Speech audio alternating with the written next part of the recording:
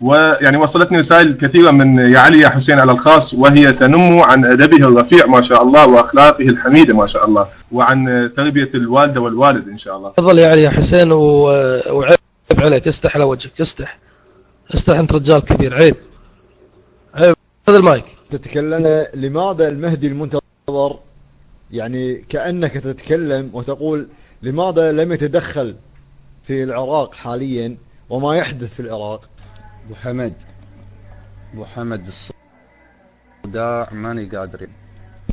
عندك رقم صيدلية أو عندك بنادول نايتريد اكسترا أي شيء الله يعافيك، ادخل علي أبو حمد. علي أبو عمر، هذا رقم اللحظة، هذا رقم الصيدلية المناوبة الليلة. بارك الله، ما تشوف شر إن شاء الله، سلامات. تفضل، بارك الله، ما تشوف شر. تفضل يا علي يا حسين، معذرة الرجال كان مريض يبي علاج. تفضل لك المايك. أبو حمد متى يفتح كنتاكي؟ تلحق عليه للساعة 3 أبو عمر الله يرضى عليك، الساعة 3.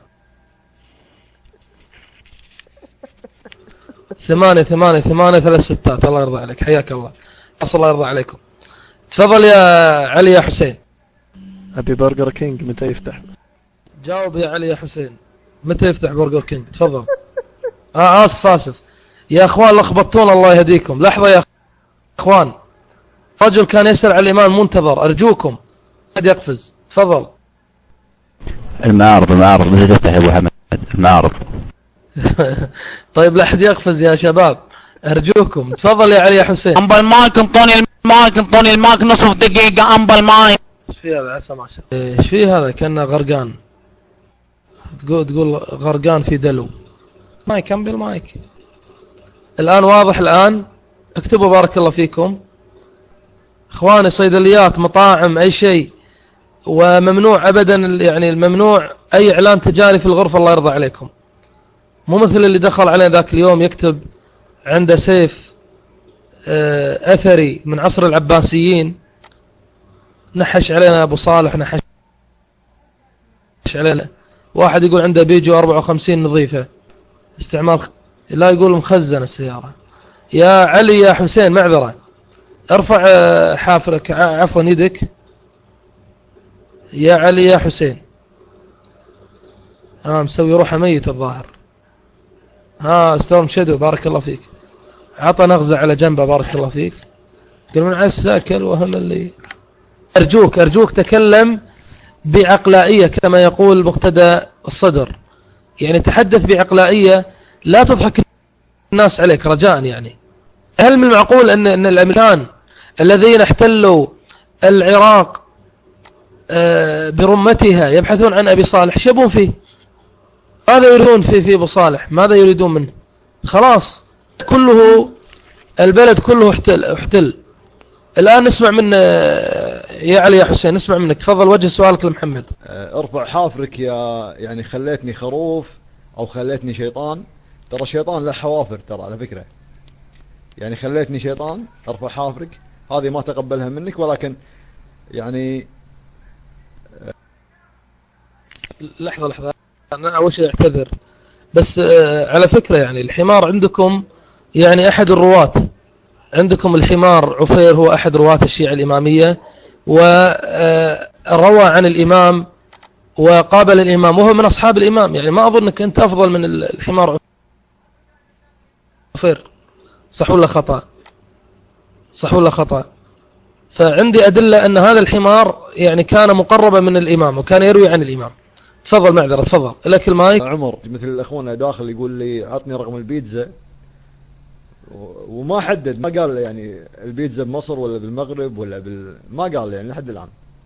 قال عطني رقم البيتزا، والله لو أعرف يعني أنت من أي دولة أقول لك رقم أي بيتزا تبيها، ولكن البيتزا مشهورة. يا علي يا حسين، احنا اشتغلنا في البيتزا، الله يهديك. الرجل أول شيء سألني، أنا ما وجه لك سؤال، الرجل من الكويت وسألني عن الرقم فأجبته، فرجاء يعني أرجوك لا تبعد عن الموضوع. الآن سؤالي لك، أنتم الآن تحتفلون بعيد ميلاد الحجة صاحب العصر والزمان. سؤالي لك الآن، هل كان النبي محمد يحتفل بأعياد الميلاد؟ الجواب لا، لأن الإمام المهدي المنتظر لم يولد في عهد الرسول صلى الله عليه وسلم، لأنه لو كان مولود في عهد الرسول صلى الله عليه وسلم كان وصى في عيد ميلاده. تفضل. ممتاز، الجواب ممتاز. طيب لماذا لم يحتفل بعيد ميلاد مثلا الزهراء؟ تفضل. ممكن تحدد هذه النقطة أخي العزيز وتذكر يعني مناسبات أو طقوس معينة حتى أجيبك. تفضل. أنت قلت حضرتك بأن محمدا عليه أفضل الصلاة والسلام لم يحتفل بعيد ميلاد الحجة لأن الحجة لم يلد، ما كان والد وقتها. زين، سألتك عن فاطمة لأنها ولدت وهي بنت محمد عليه وفاطمة هي أفضل من الحجة. فسؤالي لك الآن، لماذا محمد عليه أفضل الصلاة والسلام لم يحتفل بعيد ميلاد الزهراء ويعمل كل سنة مثلا احتفال كما تفعلون أنتم الآن، وتأتون بالكيك وتوزعون الحلوى والسينيات؟ تفضل لك المايك.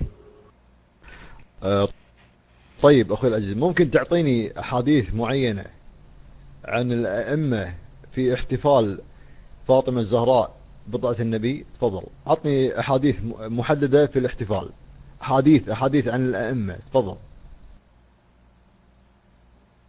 لا حول ولا قوة إلا بالله. يا رجل، أنتم الآن تحتفلون بعيد ميلاد الحجة، لماذا النبي لم يحتفل بعيد ميلاد فاطمة؟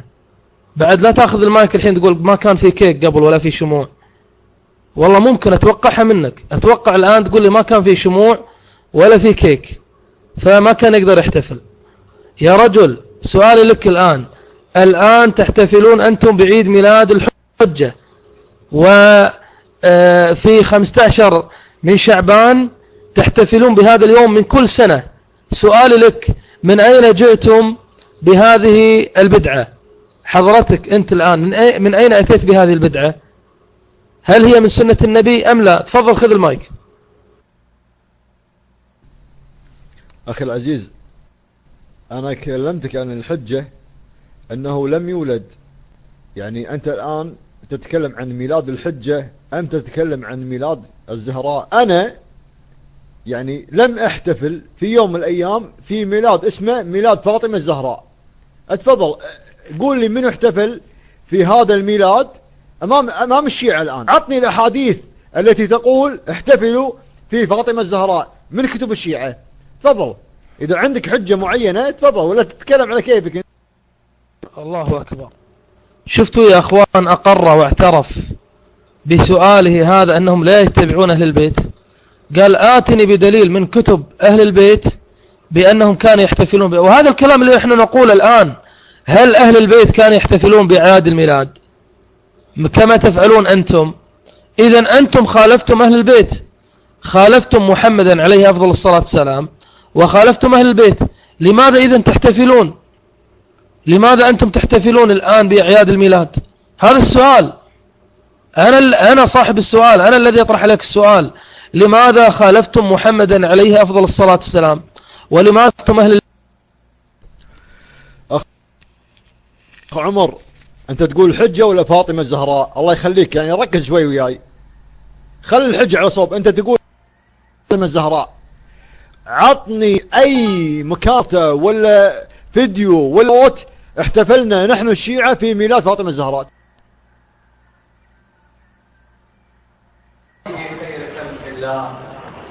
السلام عليكم ورحمة الله وبركاته، وأسعد الله أيامكم بذكرى ولادة سيدة نساء العالمين السيدة فاطمة الزهراء. ورحمة الله وبركاته، وأسعد الله أيامكم بذكرى ولادة سيدة نساء العالمين السيدة فاطمة الزهراء. وإذا يريد الفيديو صوت وصورة موجود، هذا الرابط على اليوتيوب. وضع الرابط. والله أنا عندي الليلة ميلاد ضامن الجنة. الليلة ميلاد ضامن الجنة. بعد لا تقول لي بعد هذا شو اسمه، بعد لا تقول لي وهابي، اسمه نزار القطري أو اسمه ما نسيت اسمه.